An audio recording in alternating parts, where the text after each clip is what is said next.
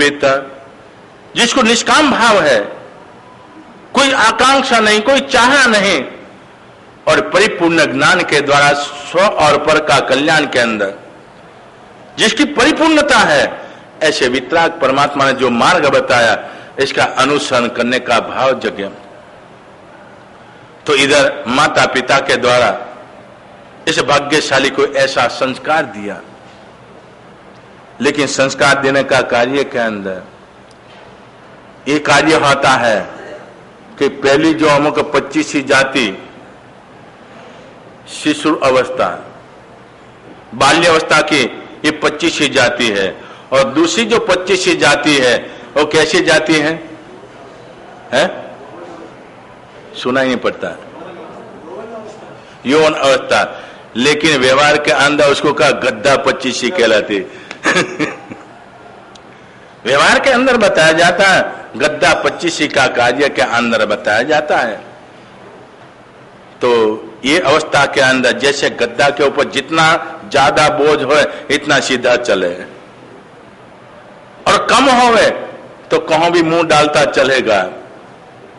तो इसी तरह से गद्दा 25 का कार्य के अंदर जीवात्मा उस समय जिस समय निकलता, लेकिन बाल्यावस्था के अंदर प्रथम नाजिता विद्या, इसके अंदर जो विद्या जो प्राप्त की होवे तो जीवन के अंदर विवेक जगेगा, आराधना का भाव जगेगा, और साधु संतों का समागम का अवसर आया हुआ चुकेगा नहीं। तो इधर ये जीवात्मा नगर के अंदर सुना कि कोई बड़े आचार्य भगवंत आए हैं और परमात्मा की वाणी का प्रसार इस रूप में करे, सामान्य जीवात्मा बाल जीवात्मा भी समझ पाते हैं। परमात्मा की वाणी गूढ़ रहस्य है, लेकिन जो सुनाने वाला ईशु में अगर कथा कहानी युक्त उसको समझाया जाए तो बाल जीवों को भी मगज के अंदर बैठ जाए। तो आचार्य भगवान का नाम सुनकर पहले तो प्रवचन के अंदर जाने का कार्य होता है, प्रवचन सुनने का अवसर मिलता है, उसके बाद मन के अंदर जिज्ञासा जगती है। गुरु भगवान ने बताया, परमात्मा ने 2 प्रकार का मार्ग बताया है, एक देशवित्ती मार्ग और क्षरवित्ती मार्ग। तो देशवित्ती मार्ग के अंदर रहा जीवात्मा कष्ट का कार्य करते हुए, अपनी जिम्मेदारी अदा करते हुए आराधक बन सकते। तो आराधक बनने का कार्य के अंदर किस में बन सकते? सावकाचार के अंदर 12 व्रत कहा जाता है। ये 12 व्रत का कार्य के अंदर सब कुछ बताया जाता है। क्रमशः जिज्ञासा जगी है, प्रवचन के अंदर जनरल तौर के अंदर चलता है, लेकिन जिसकी जिज्ञासा हो बाद के अंदर आकर वो जिज्ञासा अपने पूछने का कार्य और साधु संत ये बताने का कार्य होता। इस भाग्यशाली ने इस में करते हुए जाने का कार्य आता, यानी सावकाचार के अंदर परिपूर्ण बनने के ना कार्य होता। देखा पुण्य के योग से माता पिता के द्वारा लक्ष्मी और मैं भी उपार्जन कर रहा हूं, लेकिन लक्ष्मी का सदुपयोग कब होता है? परमात्मा ने असंख्य योग बताए, इन असंख्य योगों के अंदर सर्वश्रेष्ठ योग होवे तो अरिहंत परमात्मा है। अरिहंत परमात्मा का ये आलंबन है। इस आलंबन के द्वारा ये भव रूपी संसार तरने के लिए परमात्मा का आलंबन सर्वश्रेष्ठ है। ठीक है, नगर के अंदर मंदिर आदि है, दूर होने के रूप में आरस प्रमाद के अंदर परिवार आदि नहीं जावे तो क्या किया जाता है? लक्ष्मी पुण्य का योग जगता है, मंदिर बनाने का कार्य बनता है। मंदिर बहुत अच्छा बनाया और जिन मूर्ति का विराजमान करने का कार्य होता है, और त्रिकाल परमात्मा का दर्शन आदि का कार्य के अंदर आप लोग त्रिकाल करते कि एक काल करके 2 काल करते हो?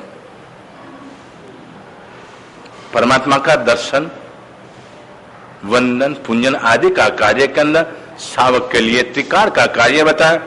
सुबह में उठते ही परमात्मा का दर्शन की अभिलाषा का कार्य के अंदर यदि शेयर करने का कार्य के अंदर भी जावे तो लक्ष्य बनाया जाए मंदिर का, वहां जाकर परमात्मा का दर्शन और भाव पूजा का कार्य के अंदर जी चैत्य वंदन आदि भी अष्ट प्रकारी पूजा का कार्य के अंदर अग्र पूजा का कार्य के अंदर आ सकता है। उसके बाद घर पर जाने का कार्य होता, इतने कार्य के अंदर अपनी दिनचर्या बन जाती है। ये दिनचर्या बनने का कार्य के अंदर नवकाशी का पचखान अनायास से आ जाए तो नवकाशी का पचखान पारे।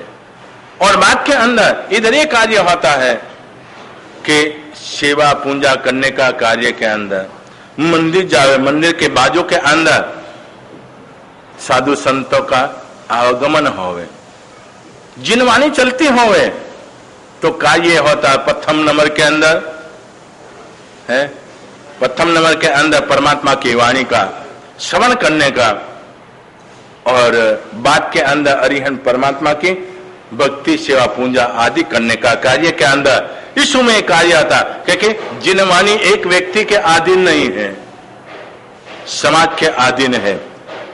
और जिन पूजा का कार्य तुम्हारे स्वाधीन है, जब चाहो तब तो कर सकते हैं, लेकिन तीर्थ स्थानों के अलग बात है। लेकिन अपने स्थानों के अंदर होवे आरस परमात्मा घर का सारा कार्य कर कर और पुंजारी मंदिर बंद करने की तैयारी होवे और उसी समय के अंदर आकर अरे भाई मुझे पूजा करनी है, और उसके बाद घंटा निकाल दे, वो पुंजारी बेचारा सुबह से आया होवे, तुम अंदर सेवा पूजा करोगे, पुंजारी बाहर क्या भजन करेगा है? कैसा भजन करेगा? उसको भी भूख लगी होवे, वो भी पूजा का कपड़ा के अंदर होवे, उसको भी हम कहते हाजत होती है जाने का कार्य के अंदर। तो इस कार्य के अंदर टाइम से पहुंचने का परमात्मा की वाणी का योग का कार्य, तो इधर साग मंदिर के अंदर जाने का परमात्मा की भक्ति करने का और साथ साथ के अंदर स्वामी भयो की भक्ति करने का कार्य के अंदर दानशाला आदि का कार्य कर। अब आगे बढ़ते हुए इधर शेठ किशोर में अपनी दिनचर्या के अंदर आगे बढ़ते और पुण्यानुबंधी पुण्य का कार्य के अंदर कैसे अपना जीवन व्यतीत करते वो प्रसंग दिखाया जाएगा। अनंतना भोग्य तमनिका संवेशनम वचनम कम गौरियना वर्षन गुरुम पाड़ी खान देशावसम उ भोगन पछान थान भोगान सोच नंगड़ वसेरे उपसर्गा क्षम्यन्ति सिद्धन्ते विघ्नवल मनः प्रसन्नामति पूज्यमाने जिनेश्वरे सर्वमंगल मंगल्यम सर्वकल्याण कारणम पदाम सदमानम जैनम जयति शासन।